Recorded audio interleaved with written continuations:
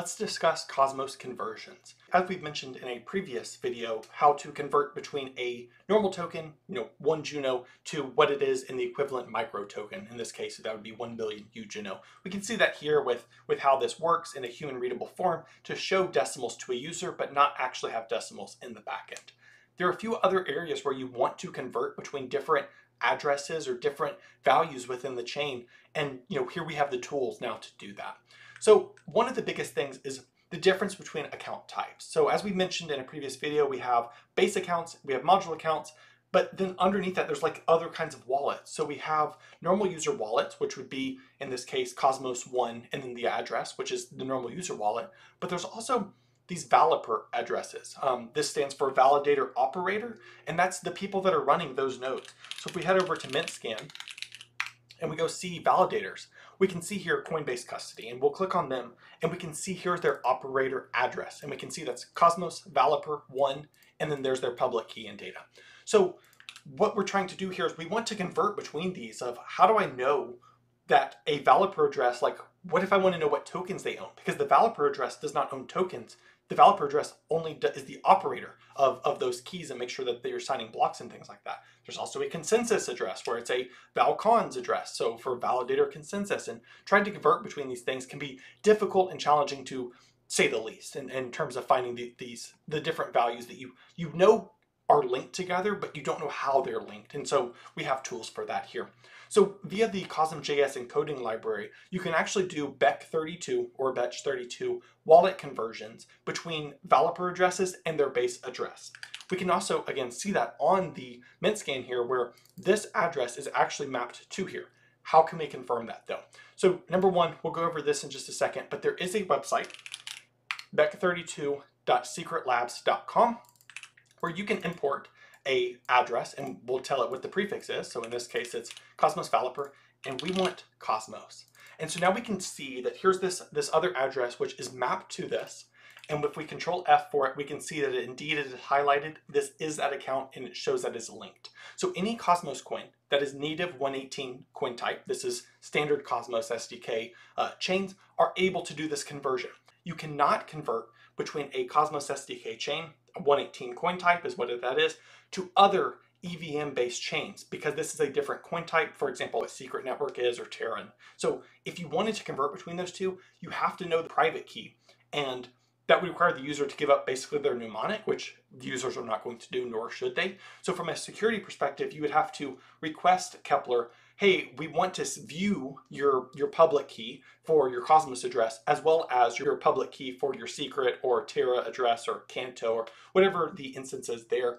And then from there, you can create a mapping on your backend of this Cosmos address is this Terra address, and we can link that because we know that we've asked the user for both of those, and they also signed that data over.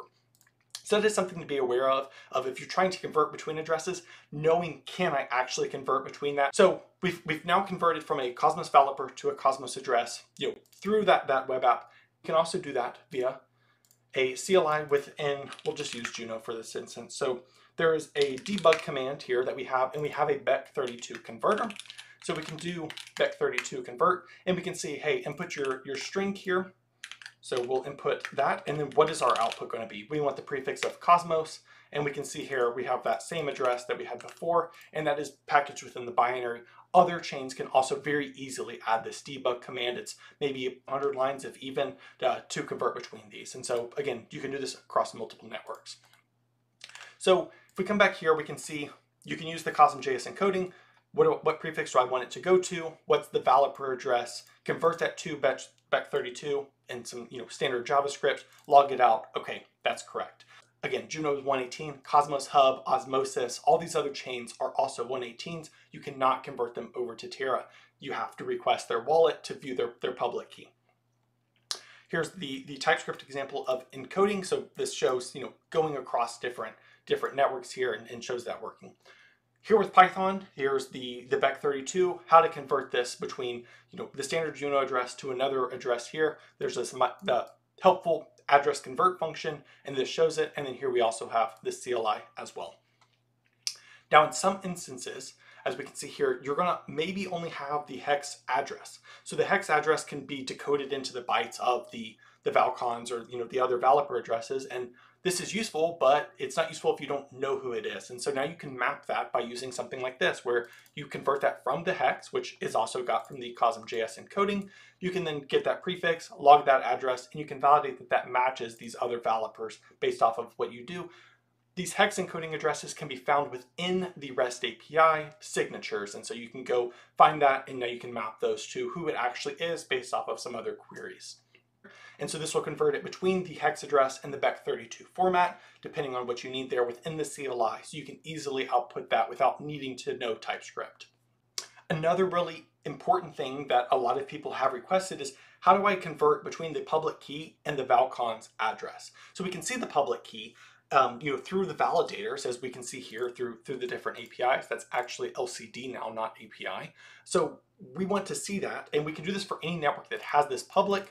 Again, you can use cosmos.directory to go find nodes that provide this endpoint.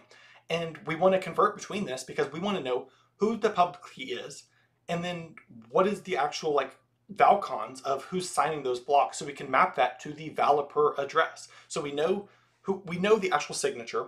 We want to convert that into the who is doing that signature, and then we convert that into the actual validator itself. And so we can do that through something like this, where it requires a little bit extra with some SHA-256 hashes, but we can then convert that into the BEC32 format from the Cosmos public key.